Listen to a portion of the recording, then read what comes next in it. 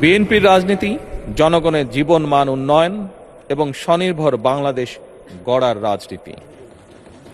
প্রতিটি পরিবারকে স্বনির্ভর করাই আমাদের রাজনীতির লক্ষ্য। প্রতিটি পরিবারকে স্বনির্ভর করার মাধ্যমেই বিএনপি একটি স্বনির্ভর, সমৃদ্ধ, নিরাপদ, গণতান্ত্রিক বাংলাদেশ প্রতিষ্ঠা করতে চায়। এই লক্ষ্য অর্জনে আমি জনগণের সমর্থন এবং সহযোগিতা চাইছি। এই মহান জাতীয় সংসদে সকল দলের নির্বাচিত প্রতিজন সংসদ সদস্যের সমর্থন এবং সহযোগিতা আশা করছি।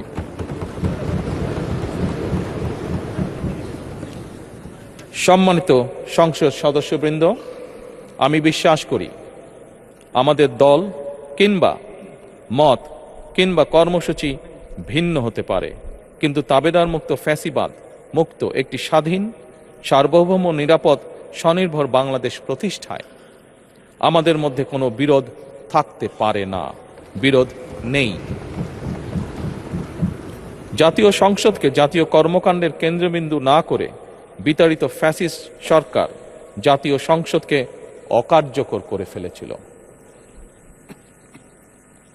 আমরা এই মহান জাতীয় সংসদকে সকল যুক্তি, তর্ক আর জাতীয় সমস্যা সমাধানের কেন্দ্রবিন্দুতে পরিণত করতে চাই।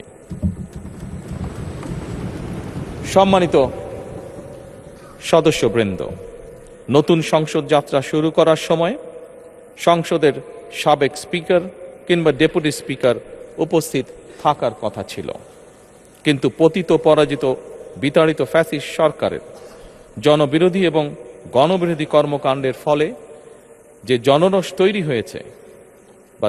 তৈরি হয়েছিল তাতে এই মহান সংসদের সাবেক স্পিকার বা ডেপুটি স্পিকারকে খুঁজে পাওয়া যায়নি। তাদের কেউ কারাগারে, কেউ নিখোঁজ কিংবা কেউ পলাতক। দীর্ঘ ১.৫ দশকের ফ্যাসিবাদী এবং তাবেদারি শাসন শোষণের পর জনগণের ভোটে নির্বাচিত প্রতিনিধিদের নিয়ে আজ আমাদের এক বিশেষ পরিস্থিতিতে জাতীয় সংসদের কার্যক্রম শুরু হতে যাচ্ছে। এমন পরিস্থিতিতে আমরা সংবিধান এবং সংসদের কার্যপ্রণালী বিধির বিধান অনুসরণ পূর্বক ত্রয়োদশ জাতীয় সংসদে সভাপতিত্ব করার জন্য আজ আমি প্রবীণ রাজনীতিবিদ এবং 5 বারের মতন নির্বাচিত জাতীয় সংসদ সদস্য জনাব ডক্টর খন্দকার মোশাররফ হোসেনের নাম প্রস্তাব করছি।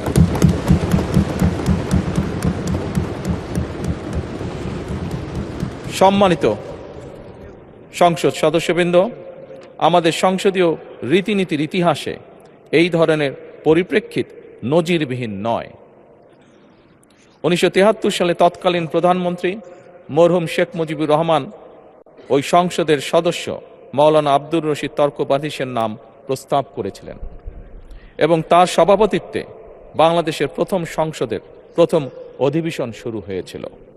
আমি জাতীয় সংসদের সকল সম্মানিত সদস্যকে স্বাগত এবং ধন্যবাদ জানাই। আল্লাহ হাফেজ। বাংলাদেশ জিন্দাবাদ।